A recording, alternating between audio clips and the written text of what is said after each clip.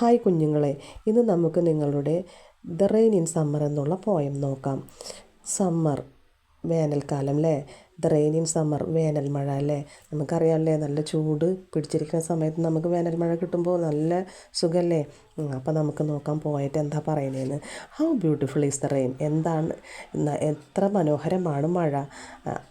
After the dust and heat, after ശേഷം, dust and heat എന്ന് വെച്ചാൽ പൊടിക്കും ഹീറ്റിനും ശേഷം എന്ന് പറയുമ്പോൾ എന്താണ്, മഴ പെയ്യുന്നതോട് കൂടി ഇതൊക്കെ അങ്ങ് പോവില്ലേ, അതാണ് പറയുന്നത്. പിന്നെ മഴ പെയ്യുകയാണ്, അതെവിടെയാണ്, ഇൻ ദ ബ്രോഡ്, പിന്നെ ആൻഡ് ഫയറി സ്ട്രീറ്റ്. ബ്രോഡ് എന്ന് വെച്ചാൽ വിശാലമായി കിടക്കുന്ന, ഫയർ എന്ന് വെച്ചാൽ ചൂട് പിടിച്ച് കിടക്കുന്ന സ്ട്രീറ്റിലൊക്കെ മഴ പെയ്യുകയാണ്. പിന്നെ ഇൻ ദ നേരോ ലൈൻ, അതായത് ഇടുങ്ങിയ പാതയിൽ മഴ പെയ്യുകയാണ്. വീണ്ടും പോയിട്ട് പറയാണ്, how beautiful is the rain, എത്ര മനോഹരമാണ് മഴ. പിന്നെന്താണ് പറയുന്നത്, ഹൗ ഇറ്റ് ക്ലാറ്റേഴ്സ്. ക്ലാറ്റേഴ്സ് എന്ന് വെച്ചാൽ സ്വരമുണ്ടാക്കുന്നു. ഏതുപോലുള്ള സ്വരമാണ് ഉണ്ടാക്കുന്നത്, എവിടെയാണ് സ്വരം ഉണ്ടാക്കുന്നത്, എലോങ് ദ റൂഫ്സ്, അതായത് റൂഫിൻ്റെ മുകളിൽ അല്ലേ, നമ്മുടെ മേൽക്കൂരയ്ക്ക് മുകളിൽ.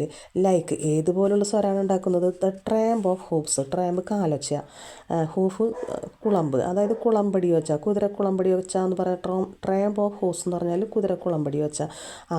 അതുപോലുള്ള സ്വരമാണ് ഈ മേൽക്കൂരയ്ക്ക് മുകളിൽ ഉണ്ടാക്കുന്നത്. ക്ലാറ്റേഴ്സ് എന്ന് വെച്ചാൽ ചടപട സ്വരമാണ് ഉണ്ടാക്കുന്നത്.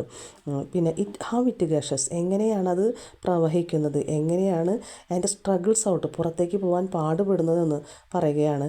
എവിടെ നിന്നാണ്, from the throat of the overflowing spout. തൊണ്ടയിൽ നിന്ന്, ഫ്രം ദ ത്രോട്ട്, തൊണ്ടയിൽ നിന്ന്.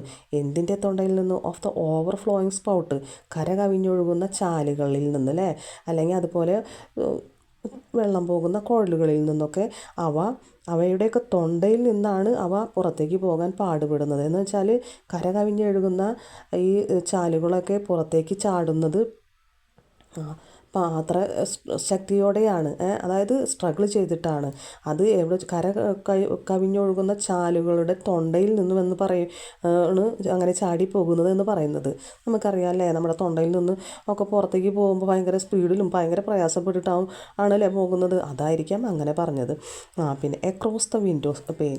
എക്രോസ് ദ വിൻഡോ പെയിൻ എന്ന് വെച്ചാൽ എന്താണ് അർത്ഥം, കുറുകെ, എന്തിൻ്റെ, ജനൽപ്പാളിയുടെ കുറുകെയും. ഇറ്റ് പോർസ് ആൻഡ് പോർസ് എന്ന് വെച്ചാൽ അത്രയും മഴ ഇങ്ങനെ ചൊരിയുകയാണ്. അപ്പോൾ അതിൽ കൂടെയൊക്കെ ഈ ജനൽപ്പാളികളിലൂടെയൊക്കെ കുറുകെയായിട്ട് ഇങ്ങനെ വെള്ളം ചാലിട്ട് ഒഴുകുന്നുണ്ട്. ആൻഡ് സിപ്സ്, പിന്നെ അത് വേഗതയോടെ കൂടി ഒഴുകുകയാണ്. ആൻഡ് വൈഡ്, അതോടുകൂടി വൈഡ് ആവുന്നുണ്ട്. അത്രയും വെള്ളം മഴ ഇങ്ങനെ പെയ്തുകൊണ്ടിരിക്കുമ്പോൾ മഴവെള്ളം കൂടും ചെയ്യും, അത് ഒഴുക്കിനും ശക്തി ഉണ്ടാവും അല്ലേ. അത് പിന്നെ അതെങ്ങനെയാണ് ഈ അഴുക്കും ചെളിയും ഒക്കെ കൊണ്ട്, പിന്നെ ഈ പൊടിയൊക്കെ കൊണ്ട് അത് ആ വെള്ളത്തിൽ കലർന്നിട്ട് മഡി ടൈഡായിട്ടാണ് വരുന്നത്, ഒഴുകി വരുന്നത്. എന്താ വെച്ചാൽ മഡി ടൈഡ് എന്ന് വെച്ചാൽ ചെളി വെള്ളമായിട്ടാണ് അത് ഒഴുകി വരുന്നത്.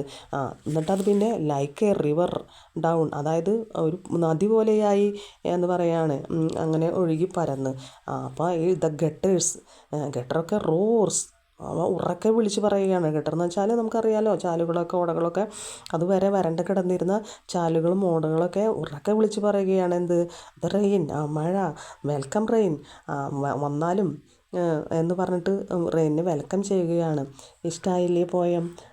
എന്നാൽ നമുക്ക് നിങ്ങളുടെ അഭിപ്രായങ്ങളൊക്കെ ഒന്ന് രേഖപ്പെടുത്താം. ഇഷ്ടമായെങ്കിൽ ലൈക്ക് ചെയ്യുക, സബ്സ്ക്രൈബ് ചെയ്യാത്തവർ സബ്സ്ക്രൈബ് ചെയ്യുക. അപ്പം നമുക്ക് അടുത്ത കവിതയിൽ കാണാം കേട്ടോ.